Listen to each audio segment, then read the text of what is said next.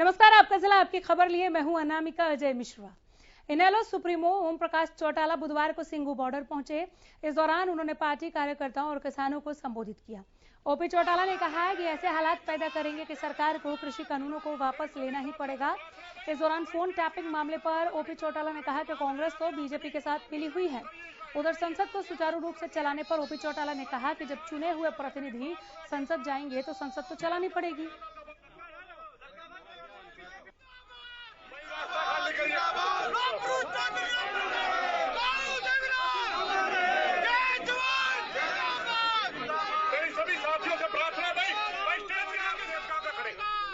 कल विपक्ष के जो पार्लियामेंट के मेंबर हैं वो पार्लियामेंट का घेराव करेंगे, धरना देंगे और इकट्ठे होकर के पार्लियामेंट में जाएंगे और इस काले कानून का विरोध करेंगे और डट करके उसकी मुखालफत करेंगे और ऐसे हालात पैदा कर देंगे कि सरकार को मजबूर होकर के ये कानून वापस लेने पड़ेंगे। कांग्रेस तो बीजेपी के साथ मिली हुई है, ये मेरे कहने की आवश्यकता। कैथल की पवन वाटिका में कांग्रेस प्रवक्ता रणदीप सुरजेवाला ने कांग्रेस कार्यकर्ताओं के साथ बैठक की, जहां किसानों के मुद्दे पर रणदीप सुरजेवाला ने बीजेपी सरकार पर जमकर हमला बोला। सुरजेवाला ने कहा कि बीजेपी सरकार किसानों को भूल गई है, किसान अपनी मांगों को लेकर कल संसद का घेराव करेंगे। वहीं सुरजेवाला ने सीएम मनोहर लाल और डिप्टी सीएम दुष्यंत चौटाला पर भी निशाना साधते हुए कहा कि 500 से ज्यादा किसान अपनी कुर्बानी दे चुके हैं, बावजूद इसके आपका मन क्यों नहीं पसीजता। आपको बता दें कि किसान पिछले 8 महीनों से नए कृषि कानूनों के विरोध में आंदोलनरत है।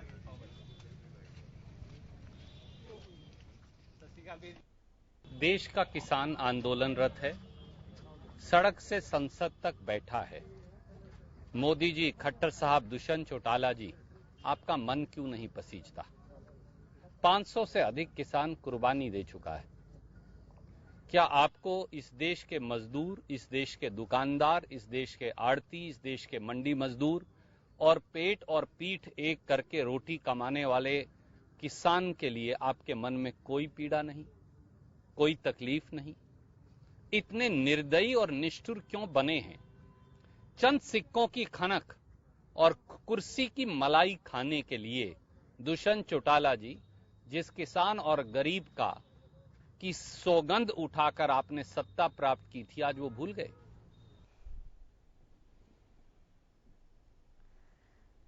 सहकारिता मंत्री डॉक्टर बनवारी लाल ने रेवाड़ी में जलभराव वाले गांवों का दौरा किया। आपको बता दें कि सीमा से सटे जिले के गांव में राजस्थान का पानी घुस गया था।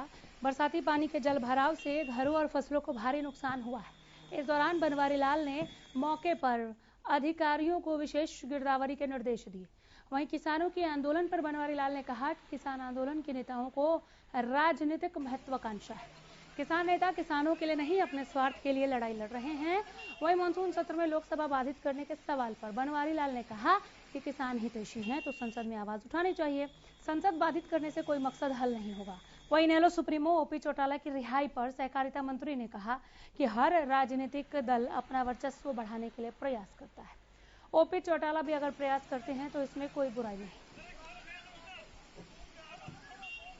2 दिन से काफी भारी बारिश हल्के में हुई है जी, और उसकी वजह से काफी जल भरा हुआ है। तो उसी को देखने के लिए हम आए थे कि लोग कह रहे थे गांव में लोगों के मकान धस गए, खेती बर्बाद हो गई, काफी भराव हो गया।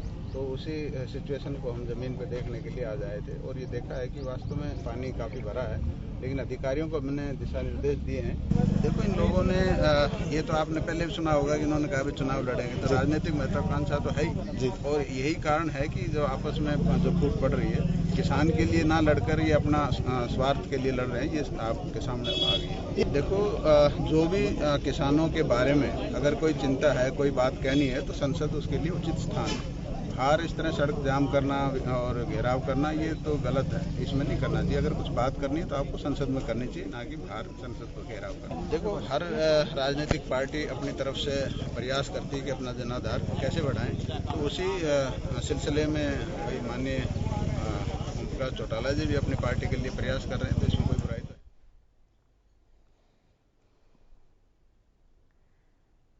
नए कृषि कानूनों के विरोध में दिल्ली की सीमाओं पर किसानों का आंदोलन लगातार जारी है। कुंडली और सिंघू बॉर्डर पर भी किसान लगातार 8 महीने से कृषि कानूनों के विरोध में आंदोलन कर रहे हैं। जिसके चलते स्थानीय ग्रामीणों को भारी परेशानी का सामना करना पड़ रहा है। बुधवार को राष्ट्रवादी परिवर्तन मंच के बैनर तले राजीव गांधी एजुकेशन सिटी से कुछ स्थानीय ग्रामीणों ने नेशनल हाईवे पर एक तरफ का रास्ता खुलवाने के लिए पैदल मार्च निकाला।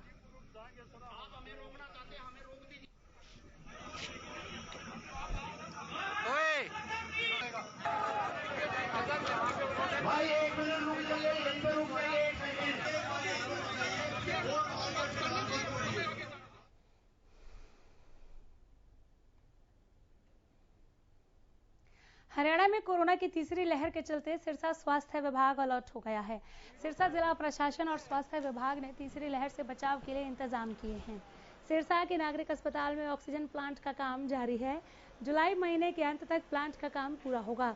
इस संबंध में जानकारी देते हुए नागरिक अस्पताल के डिप्टी सीएमओ डॉक्टर बुद्धराम ने बताया कि कोरोना की तीसरी लहर से बचाव के लिए स्वास्थ्य विभाग ने इंतजाम किए हैं।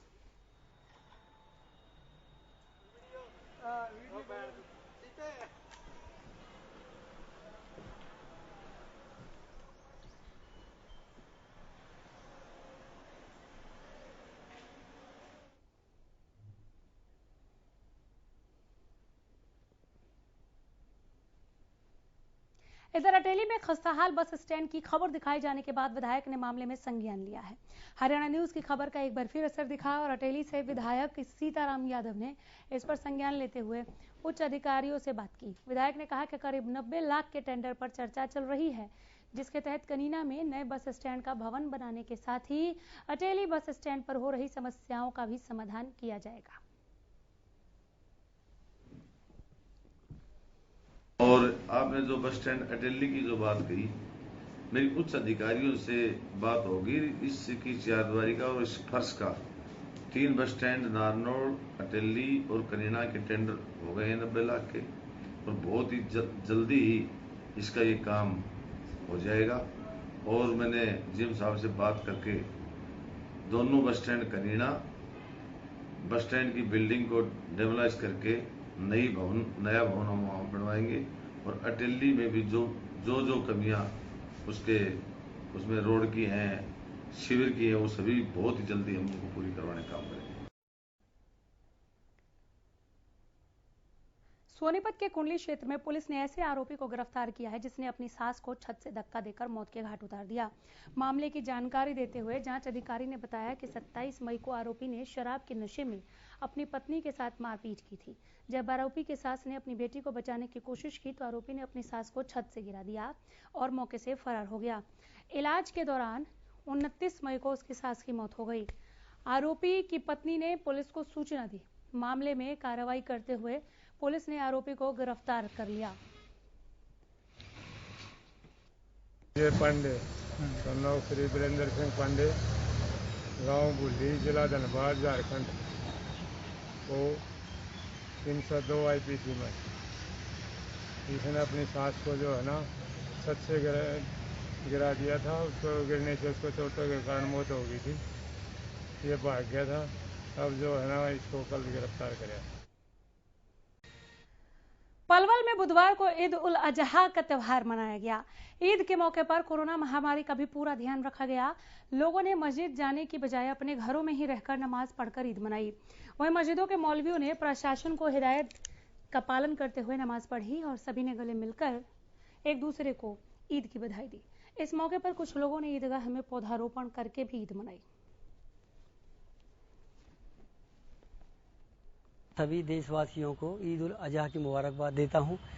दूसरा, आज जो हमने कार्यक्रम किया है ये पौधारोपण का किया है। यहाँ हमारी 3 एकड़ जमीन है जिसमें हमने पौधा कम से कम 1000 पौधे लगाने का एक लक्ष्य रखा है।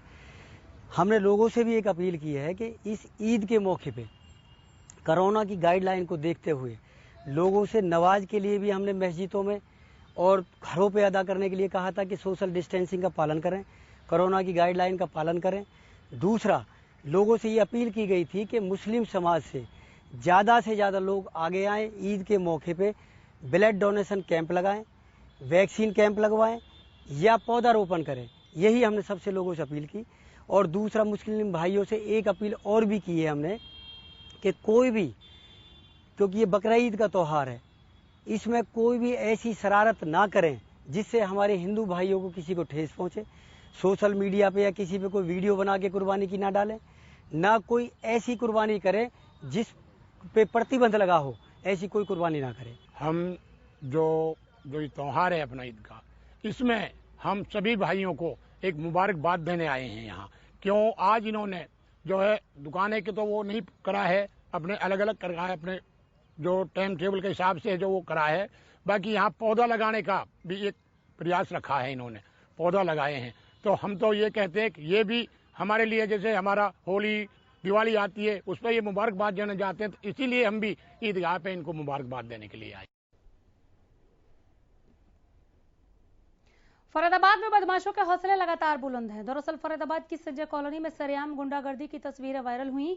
बता दें कि सामान के पैसे और उधारी मांगने पर गुंडों ने दुकान में घुसकर स्टोर संचालक को बुरी तरह से पीटा। पिता को पीटता देख बच्चे बिलखते रहे, लेकिन बदमाश बच्चों के सामने ही पिता को पीटते रहे। पुलिस जांच कर रही है।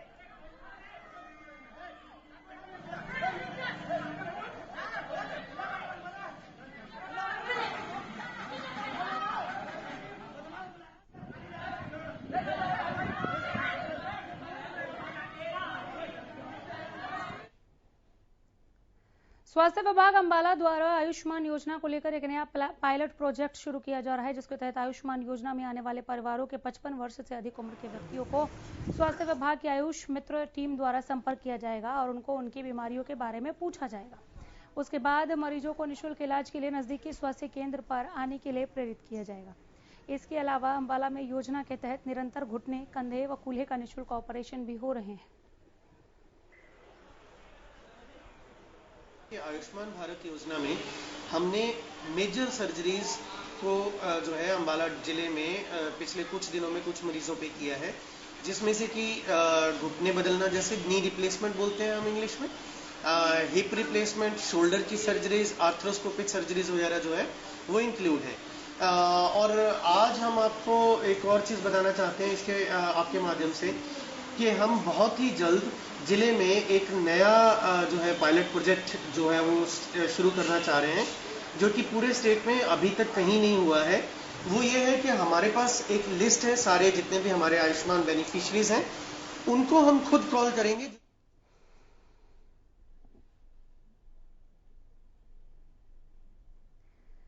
प्रदेश में एक दिन की बारिश ने जहां प्रशासन के दावों की पोल खोल दी, वहीं इस बारिश के कारण लोगों को जानमाल का नुकसान उठाना पड़ा। गुरुग्राम के एक अंडरपास में शख्स की डूबने का मामला अभी पूरी तरह शांत भी नहीं हुआ था कि बहादुरगढ़ से भी ऐसा ही मामला सामने आने से सबके होश फाख्ता हो गए। हरियाणा न्यूज ने बहादुरगढ़ के अंडरपास में भारी जलभराव की खबर दिखाई थी। जैसे ही बारिश बंद हुई, अंडरपास का पानी कम हुआ तो यहाँ एक शख्स का शव मिलने से इलाके में हड़कंप है। इस तारीख ने सुबह 8 बजे घर से निकला था काम के लिए और फिर 3 दिन हो गए घर पहुंचा ही नहीं है। हमने तो 19 तारीख ने शाम ने रिपोर्ट भी लिखवा दी थी, थाने में गए भी थे। फिर उन्होंने कहा कि भाई 24 घंटे तो होने दो, वो शायद हो कहीं पा जा, ठीक है। और यहाँ जो पानी के पास जो कई बार आया है अंडरपास में, तो पब्लिक ने, पुलिस वालों ने ये बजाया भी है यहाँ से भाई तलादा पानी ज़्यादा है, ठीक है। मौके पे थे जो, तो इसने नहीं मानी किसी की भी कि मैंने पार करना है, ठीक है। रास्ते में इसका कोई सांस सूस फूल गया पानी के अंदर। पंचकुला सेक्टर 26 के नजदीक हर्बल गार्डन के पास घग्गर नदी में महिला का शव मिलने से सनसनी फैल गई। सूचना मिलने पर पहुंची पुलिस की टीम ने जानकारी देते हुए बताया कि महिला के कपड़ों के आधार पर महिला की पहचान कर ली गई।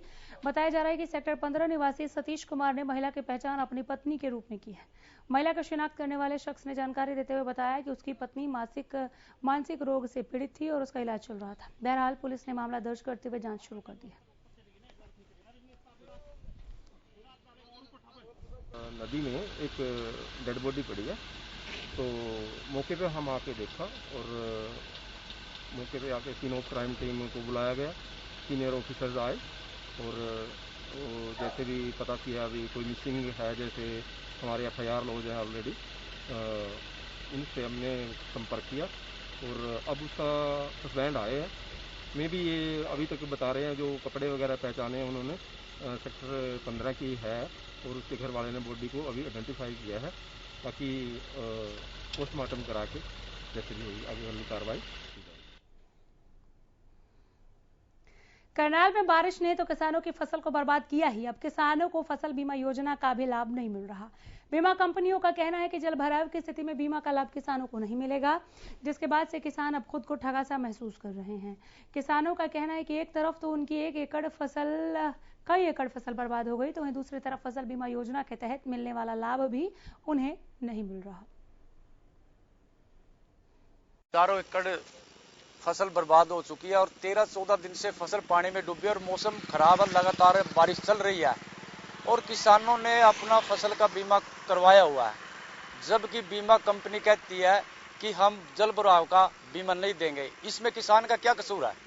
सरकार को चाहिए अगर बीमा करवाया तो उनका पूरा मुआवजा दिया जाए और सरकार की नाकामी की वजह से ही ये पानी भराव है, क्योंकि ऊपर से पैसा आता है इनको ड्रेनों को नाले को सफाई करने के लिए, लेकिन वो अधिकारी ही खा जाते हैं। नुकसान बहुत ज्यादा हुआ सर, जो हमने 60,000 रुपये ठेका मान लो एकड़ के हिसाब से ले रखा जी। 50 एकड़ जो सारा भरा हुआ है जी, जो ड्रेनें है वो सब बंद है जी। नरेगा से काम हुआ था पर लेकिन हुआ नहीं साहब बिल्कुल भी, उसके कारण से बहुत ज्यादा पानी की रुकावट रुकी हुई है जी अब इस टाइम जी। वो जो बीमा कंपनी कह रहे हैं जल भराव के लिए हम बीमा नहीं दे सकते, तो जो कंपनी के नॉर्म है उनके हिसाब से अगर जो कहीं पर कोई नुकसान फसल में होता है तो जरूर करेंगे, उसके लिए एप्लीकेशन देनी होती है ऑफिस में।